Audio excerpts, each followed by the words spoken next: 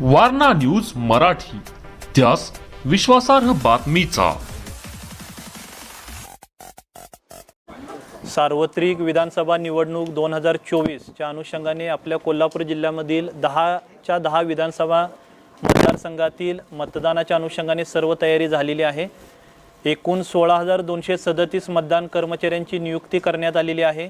एकूण 393 sector officer, 138 sector police officer आणि जवळपास 4,000 एवढा पोलीस फोर्स, एवढी सर्व यंत्रणा मतदानाच्या अनुषंगाने मतदानाच्या दिवशी काम करणार आहे। एकूण 3,452 मतदान केंद्रांवरती आपली मतदान प्रक्रिया चालणार आहे। त्यापैकी 2,090 मतदान केंद्रांवरती वेबकास्टिंगची सुद्धा सुविधा यावेळी करण्यात आलेली आहे।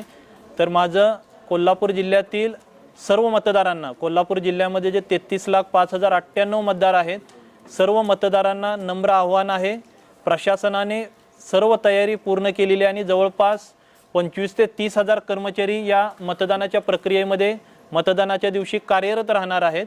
सर्व मतदान केंद्रांवरती ज्या बेसिक सुविधा दिल्या पाहिजेत, पाण्याची व्यवस्था, रांगेचं नियोजन, ही पूर्ण व्यवस्था करण्यात आलेली आहे।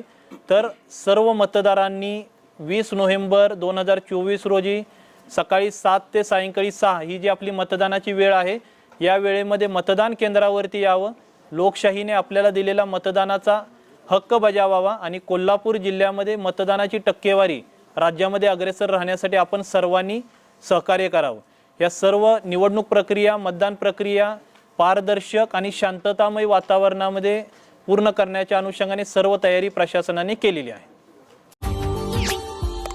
Subscribe now and press the bell icon. Never miss an update.